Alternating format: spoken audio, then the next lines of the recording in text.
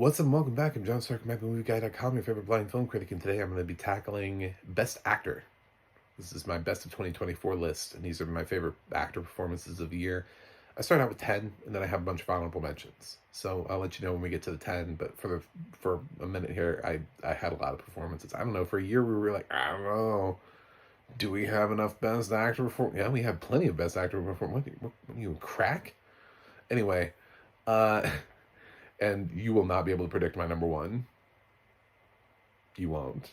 So like and subscribe because no one, I'm willing to bet no one has my number one, has the same best actor of the year. Not a single person.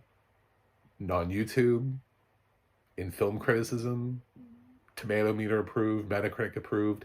I don't even think there's a single living person on the planet who would have picked the same person as me. I think I went out of left field and picked somebody that moved me personally, because even though I've talked to people who are like, I liked that performance, somebody was like, oh my God, people seem to look at me like I'm crazy, and I'm like, I don't care, man. I thought it was a fucking great performance. I've seen the movie twice. Anyway, we'll get there. So that means it's not anybody who's nominated for an Oscar. Yeah, no, I get that. Now you're like, what the hell did he do, sir? Yeah, we'll get there. Honorable mentions. Kicking off with Kingsley Ben-Adir for Bob Marley, One Love. He did a good job. I just didn't like the movie. The movie was okay. He was fine in it. I love that they tried to like resurge his actor campaign at the end of the year, but man, that movie was just kind of really forgettable. So moving up the list, another honorable mention is Jesse Plemons for Kinds of Kindness. He's playing like he's playing like three different things. So, yeah, I just wanted to give him a shout out. He's really low on my honorable mentions, but he made the honorable mentions, so there's something. Josh O'Connor for Challengers. Mike Feist was on my honorable mentions list. So far, Challengers done quite well. You might hear Luca Guadagnino somewhere.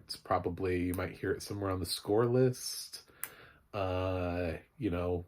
Check out my other lists if you like Challengers, and see where I put it on certain lists. But this is not the first time I've said Challengers for the fans of Challengers. It hasn't won anything yet, though.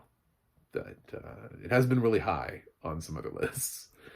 So, moving up the list. Glenn Powell, Hitman. I've seen this movie twice. I've seen Challengers twice, too, by the way. So I'm really informed on those two movies. I like the performance. I thought it was weird when we started floating him as maybe an Oscar choice for Hitman. I was like, I don't think this is the movie for him, but I like the performance. I kind of wish he had gotten a little bit more traction maybe at the Golden Globes. That's kind of where I felt that performance needed to go. But yeah, I did.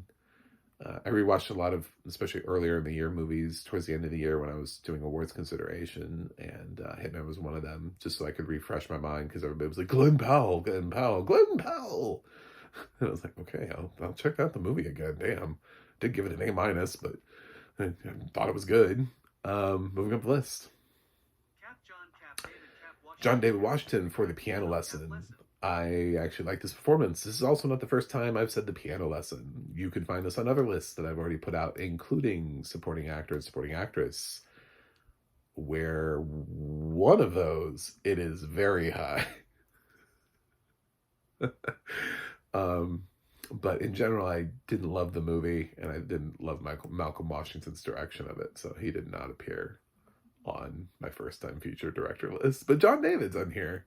I think he's growing as an actor. Has a hard time standing in the shadows of his father, but he's trying. Moving up the list. Michael Keaton for Knox Goes Away, Goodrich. Sort of combined. He was already on the list for Knox Goes Away, but I also like Goodrich, so I'm just combining the two performances rather than having him on here twice. Yeah, I thought he did really good work this year. I actually liked his films in the movies that didn't have audio description than the one that did, which was Beetlejuice. I thought he did a better job playing A dying hitman and a husband of who wants to do better in Goodrich. I don't know, however you want to classify him in that movie.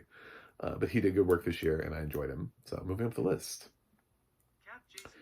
Jason Schwartzman for Between the Temples. This dude was in a bunch of movies also, but I'm only recognizing him for this because I don't have him anywhere else. I want to see Between the Temples again. It's definitely on my bucket list of things to watch again. I I've mentioned the film before. It's on another list. Supporting actress.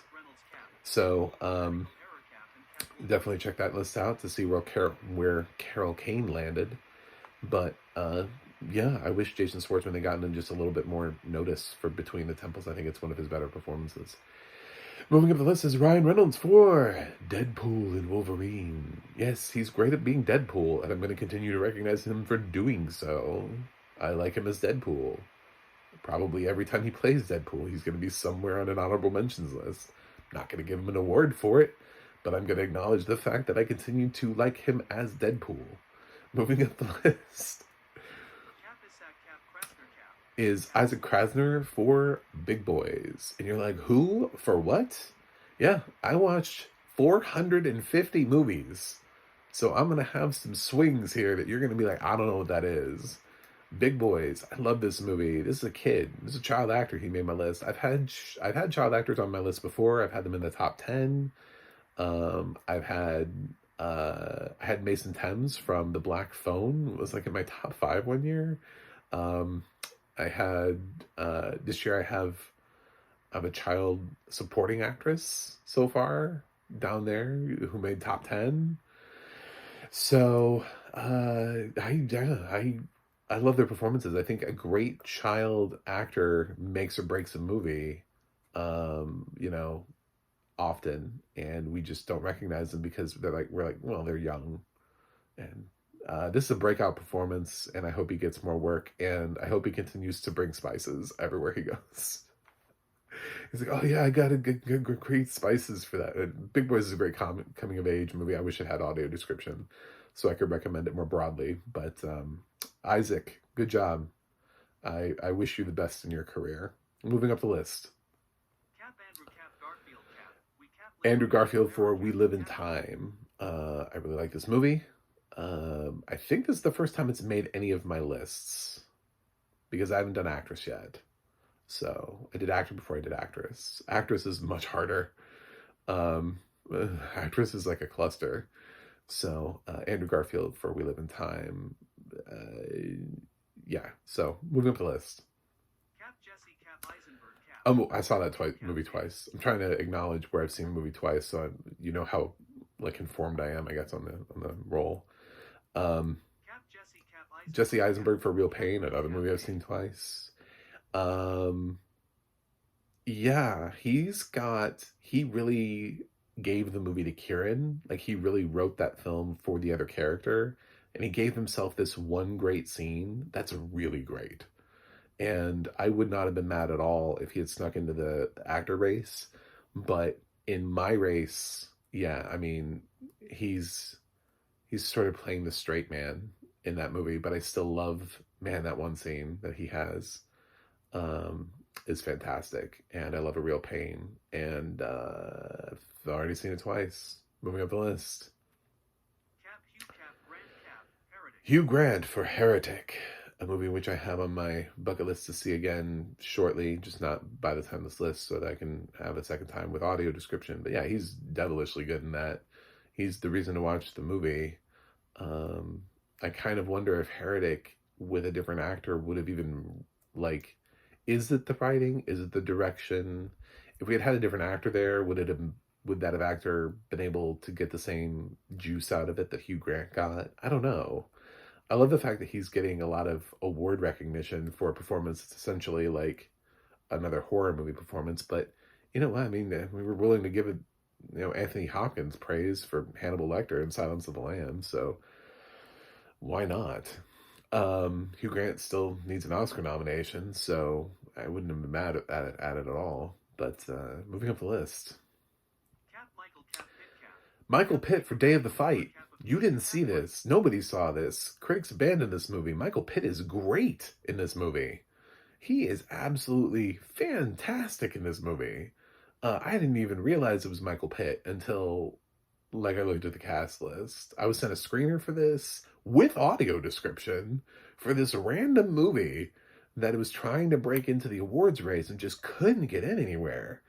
Um, I thought he was terrific. I thought it was tremendous. It's a boxing drama that doesn't have a ton of boxing in it. It's more about this guy's journey and his story leading up to the fight and the people that he meets along the way and talking to people and the relationships and it goes through his past.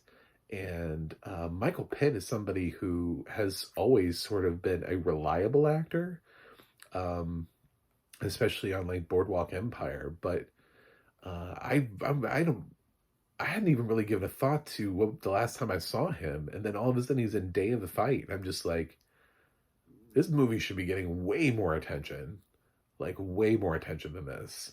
And it just kind of, it's like a little fart during awards season that nobody heard or smelled or anything. It happened. Damn. I wish I could have done something for this movie, but ultimately he doesn't make my five. But I do want to mention his performance because it was fantastic. Also, coming up on the list is Caleb Landry Jones for Dog Man. That movie went nowhere, and now there's another movie called Dog Man, so this is really confusing. So in 2024, there was a movie called Dog Man that was directed by Luc Besson, and now there's an animated movie called Dog Man that's currently in theaters. They're not the same thing. Very much not the same thing. Please don't accidentally rent the wrong one when they're both on VOD. I can't even imagine. Actually, please do. We need more of this. Your children need more of Dogman in their life. But what a transformative performance. I did not think I would get out of Caleb Landry Jones. It is bizarre. It's bonkers. Luc Besson, I'm like, what are you doing, sir? I still don't even know how to feel about this movie. I don't know how much I love this movie because I'm trying to even like my brain has not fully wrapped around Dogman. It is an experience of a movie, but Caleb is definitely great in it. So he absolutely makes my list, my honorable mentions list, because I don't think a lot of people are talking about his performance, and more people should be. More people should at least be going, "Damn, Caleb Landry Jones," you know? I thought he was just blew me away. Anyway, moving up the list. My final honorable mention, yes, honorable mention. I have seen this movie twice. It's Coleman Domingo for Sing Sing. My top 10 is what I like, is where it is. It is where it is. I've seen Sing Sing twice. This was hard to leave him out of the top 10. I like my top 10. That's all it is. It's not sliding him. Love Coleman Domingo. I liked him maybe a little bit more in Rustin last year. But yeah, he's reliable. He's good in everything. He was great last year in Color Purple, and nobody talked about that. So yeah. Anyway, he made my honorable mentions. So my top 10 of the year are number 10, Daniel Craig for Queer. I was really just, that 10th spot was really, am I giving it to Daniel? Am I giving it to Coleman? I've seen both of these movies twice. And there's something that's very haunting about the way Daniel plays his character in Queer. There's the longing, there's the sadness, there's the search for connection. It's not just that he's playing gay. I would never do that. I don't. As a gay person, it's just, you don't just immediately get an award for, coming over to the rainbow side, not the dark side. We have rainbows. But he's really good in Queer, navigating what it's like to constantly be searching for that actual connection, not just the temporary, but that that real connection. He seems to be in a deep search for that, and I think that's what Luca really captured beautifully in Queer. Moving up the list, number 9, Ray Fiennes for Conclave. I've seen this movie twice. I do. I watch a lot of movies twice, and I've seen 450, and I've seen a bunch of them twice. I watch way more movies than any other critic you currently subscribe to. If you haven't clicked like and subscribe, I don't know what you're doing with your life. So Ray Fiennes for Conclave. The argument here is that it's a very internalized performance, which is true. He's very good, but it's also a very measured performance. And like Ray was also great this year in The Return, but I just wanted to single him out just for Conclave, because it's Conclave is the performance that really has me taken. It's the little scenes. It's the scene where he goes in, into the Pope's room, and he's just sitting there, and he's so overwhelmed by the experience that he just starts crying. It's not a big shouty performance. He didn't have to transform into somebody who we know and love. He just gave a great performance. And I love Conclave, and I love Ray Fiennes' performance in this. And this is not the first time I've said Conclave. Check out my other lists. I've also mentioned it, as I have with Queer on other lists. Conclave is definitely on director, supporting actor, score.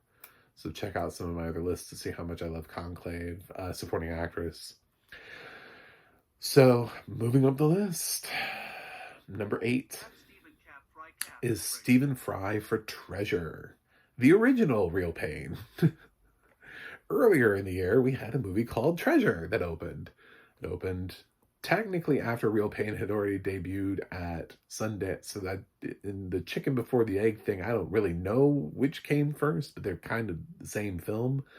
Although I'm not putting Lena Dunham on any of my lists, because I thought Stephen Fry stole Treasure from her.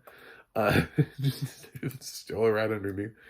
It's basically the same film, except this is a father-daughter, and he's returning to Poland for the first time, and he has his own ways, and sort of his reaction to everything, and going home and seeing things, and seeing his home, and seeing what, like, people living there now, and his reaction to things.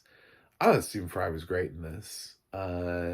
So yeah, like I said, I do my own thing, beat my own drum, fuck other critics and groups and everything. Just, these are performances that I loved, that resonated with me, and will stay with me. And Stephen Fry all year long has stayed with me for Treasure. I don't have this film anywhere else. It's not on any other list, but Stephen Fry is. I thought he was tremendous in Treasure, and I wish more people had recognized that performance. Moving up the list, number 7, David Dastmalchian for Late Night with the Devil. Character actor gets his day in the sun. That's what this movie was. David is fantastic. He's charming, which is amazing, because he's almost never charming. He's always playing, like, if we're being honest, he's generally playing a weirdo. I mean, he plays a lot of like offbeat, quirky characters. So choosing him to be a late night TV host doesn't feel like the most obvious choice in the world, but yet he was really good in it. He nailed the charm of being a Johnny Carson type, and then he has the emotional stuff with the backstory they give him about his wife, and he also has to play the what the f- is going on angle of Late Night with the Devil. It's a tour de force for him as an actor, because he's rarely ever given this much to do. So I definitely want to shout out David Dastmalchian, because I don't know if when he's ever going to get this much to do in a film. If he's going to be constantly relegated to that guy, the weird guy performance again. Is he going to go back to playing a bunch of supporting characters? I don't know. But I thought he was terrific. And so character actor makes good, and I'm pointing it out. moving up the list to number 6. Sebastian Stan for The Apprentice. I am not putting him on here for Different Man. This is just for The Apprentice. I had wildly different reactions to the two movies, and I would definitely put him on here for The Apprentice. I thought a lot of people are going to have like reactions, and it's hard now. Like, I'm recording this now in February, and I get it. Like, it's so hard to put this performance on there, and you don't even know why it's hard. You're like, is it because I'm mad? Is it because I'm recognizing him for greatness? What is it that do I just not want to say the name, like, of who he's playing? Is it the film? Like, I get all your conflicts. When you break it down to the performance, Sebastian Stan is objectively good in Ali Abbasi's The Apprentice. And he plays really well with Jeremy Strong. He matches the performance well enough to where it doesn't seem like it's shtick. You know, he's not trying to just James Austin Johnson the thing. He's great on SNL, but it's not like that. It's a real performance.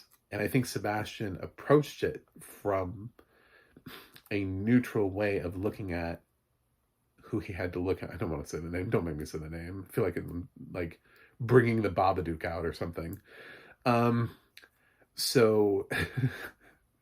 But I think he actually approached it from a way where he was like, I have to be neutral on this. I have to look at this as a human. I have to think about it. I can't bring my own personal thoughts of that into this.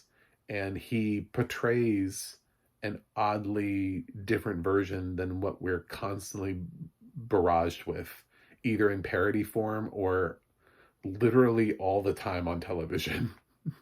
It's a very different version of that. And I haven't really thought much of Sebastian Stan as an actor until this year. So I've liked him, but I've never really taken him seriously. There are a couple actors where I'm just like, I don't know, man. You know? So I liked seeing Sebastian Stan sort of come into his own this year. So he's number 6. Number 5 is Bill Skarsgård for Nosferatu. Part of me wanted to swap it so that he wouldn't end up in the top 5 because I'm still mad at him for The Crow. like people were like, oh, maybe Bill Skarsgård should get an Oscar nomination this year for Nosferatu. I was like, I don't know, man. He did The Crow also. I kind of just want him to go in a corner and think about life choices. You know, I want him to go think about, he read that script. You know what I'm saying? Like, he read it. He read that script. It's not just the fact that the movie was poorly directed. No, there's nothing in that script. And he chose that movie anyway. So I'm not mad that he didn't get the Oscar nomination, but he's pretty incredible in Nosferatu. Yeah, he's got the benefit of a great makeup team, but also he's still fucking bone chilling in Nosferatu, and that voice that he does. And let's be honest, he was terrifying as It. So this dude is really great if you give him the right roles. He never should have been the Crow. He just needs to keep playing like your worst nightmare. Like things that terrify you. That's his wheelhouse. So yeah, I can't wait to see what he does next, but I hope he chooses another bonkers performance like either Pennywise or Nosferatu. Anyway, moving up the list. Or I know that's what's his name of the movie? He has a different name of the movie. Anyway, moving up the list. Number 4 is Adrien Brody for The Brutalist. We're getting tough. I'm having a hard time like spacing these apart. But yeah, Adrien Brody for The Brutalist. No, I didn't de-rank his performance because they used AI. I didn't do that. I love the movie.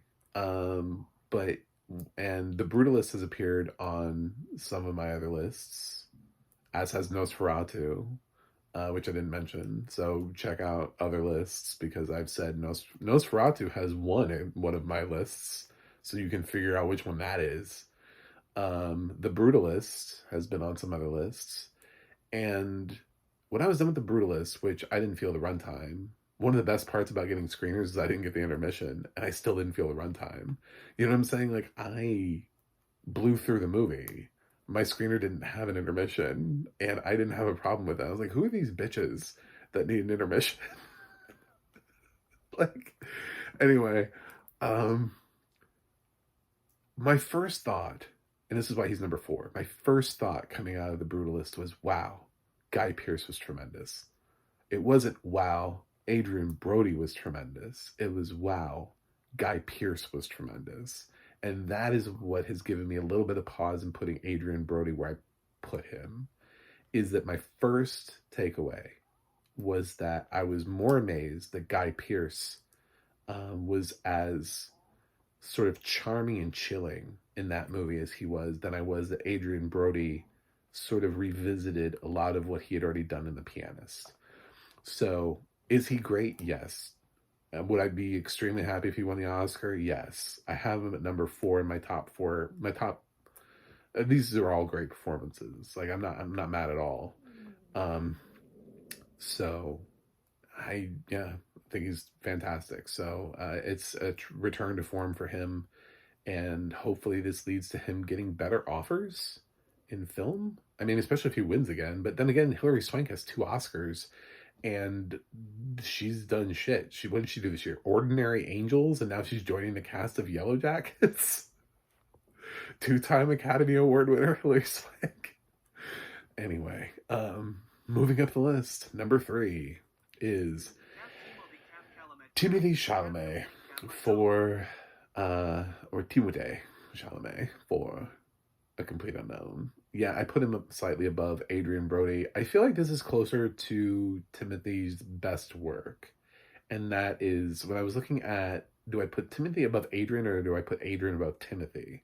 Then I was thinking, you know what? I prefer The Pianist to The Brutalist for Adrien, but I prefer A Complete Unknown to Timothy's other nominated performance, Call Me By Your Name, for sure. And then I think I prefer it to basically everything else he's ever done except maybe Beautiful Boy. So I think this is Timothy sort of at peak him, you know. I could flip a coin between who wins the Oscar. I really just don't care between the two of them. I wouldn't even care if Ray Fiennes wins it. I mean, he's been around forever. He's never won an Oscar, so I don't care. I mean, he can win. So yeah, but I thought his Bob Dylan, the singing, the guitar playing, I mean, he did everything. He got up in there, and he is the reason to watch the movie. I don't know why the movie's gaining so much fucking traction. It is, I mean, it's Timothée Chalamet's movie. It's not that interesting of a movie. It's a concert movie. Some people have said that, and like, I feel like we're not being heard. And it's like they let whole songs play out. It's just, it's not the same, it's not Walk the Line. It's not the same movie. So, I don't get it. We're back to Bohemian Rhapsody. I don't think history's going to look back as well on the nominations for Complete Unknown as they are right now. I think they're going to look back on it the same way we look back on Bohemian Rhapsody, as being like, well, it's a little overdone. Which is maybe why he shouldn't win, is because people kind of look back at the win for Bohemian Rhapsody here as being, I don't know. So, I don't know, but I liked it. I think he's great in this. That means my top 2 performances this year were not nominated for Academy Awards, because I have covered all 5 nominated actors already. So who's my runner-up? If you know me, you know my runner-up is Keith Cuckford for Ghostlight. Because I love this movie. This movie, Ghostlight, has appeared basically on every list that I can put it on so far. It's supporting actress. It's sort of mentioned a first-time feature with a caveat. It's mentioned with director. It'll be mentioned on another list coming up. Absolutely. I've been seeing Ghostlight's praise since I saw it, and I was really hoping the movie would gain more traction. Keith is certainly a find, a breakout performance of the year. I love the fact he's nominated at the Independent Spirit Awards, and I absolutely intend on voting for him. 100%. I don't care what like people are like, we need to vote for these other. No, I don't care. You vote for those people. I'm voting for Keith Cuthbert for Ghostlight. It's the only possible opportunity I have to vote for him this season. Um, and nobody else likes my number one performance but me. So Keith Cuthbert is carrying the torch for the year. He's heartbreaking. The movie is sad, and yeah, I'm a theater kid, and that movie moved me, and it really shows the power of art. It's maybe it's also the reason why, because I saw Ghostlight first and then I saw Sing Sing, and they both kind of had the same message about what theater can do and what acting can bring. And but there's something about with Keith, because essentially the Keith's character is what Clarence Macklin is to Sing Sing, but Clarence is a supporting character. So they flipped it. Like Dolly is the actress, the person who's been acting for a while. Even though she's still sort of amateur and doing community theater, she's the one who's been acting longer than Keith in Ghostlight, but she's supporting because the story isn't about her. In Sing Sing, it's more about Coleman, who's been doing this the whole time, than it is Clarence. So the weight should be on how the whole thing transforms Clarence, not necessarily how it transforms Coleman. If I wanted to get the same feeling out of that movie that I got from Ghostlight, which is somebody who doesn't really understand acting or theater walking into it and having this experience and it resonating in a way with their family, like with everything that's going on in their life and allowing them to sort of like cathartically work all that shit out. I love the fact that they went with an unknown actor for this role, and Keith deserves all the praise of the world. If it wasn't for one more performance, he would be my best actor of the year. But there's one performance that I've seen twice, and I watched it a second time to be like, do I really want to put him? Do I really want to stick my neck out for this? Because this is a bold choice. It's like when I had Catherine Hunter for Tragedy of Macbeth a few years ago, and no one else was even talking about the performance. I do. My winner for Best Actor of 2024 is Bobby Cannavale for Ezra. And I've lost you. Yes. I don't have Ezra anywhere else. I didn't put any other supporting actors from Ezra on any other list. It's not in score. It's not in director. I watched that movie and I'm moved by Bobby. Bobby's such a reliable actor who shows up to films, who's also really solid and unstoppable this year. But he feels like somebody who is fighting tooth and nail for this kid, like 100%. I felt like Bobby was giving the performance of his career in this. I've seen Bobby do a lot of performances. He's been really good many times throughout his career, but I've never quite felt this from Bobby before. I've never quite felt like he's acting at his peak potential. And I felt like this performance just gave it, that Bobby just gave his best. And I watched Ezra again, and it worked. It worked for me. I was not diminished at all. It's Bobby's performance that's the takeaway for me. He's funny. He's good as a stand-up comic. He's good at the emotional stuff. He's good in the scenes. He's great at the yelling. He's great in the moments where you can tell that he's stressed and he's trying to figure things out, but he doesn't know how to figure things out. He's trying to work things out. He's a very imperfect father who learned how to parent from a very imperfect father. And he's trying to pass that along. And he's not really sure how to. He didn't get a guidebook on how to parent, and he certainly didn't get a guidebook on how to parent, a child with autism. And but he does know that he wants to fight for this kid no matter what. And that is what I love about Ezra. He doesn't know what to do, but he's willing to do whatever it takes. And every time I watch Ezra, I'm deeply moved by Bobby Cannavale, and I think I'm the only one, and I'm fine with that. So, while my best supporting actor performance completely lined up, and will line up, and my supporting actress is not that unpredictable, and I promise my actress performance, I know who I'm picking, is not going to be wildly off off the beaten path either. My actor performance this year, this one's for me. This one's saying, I don't give a fuck. I'm putting Bobby Cannavale on top. So my winner for Best Actor 2024 is Bobby Cannavale for Ezra. Anyway, thanks for watching. Thanks for subscribing. And I'll see you guys on the other side.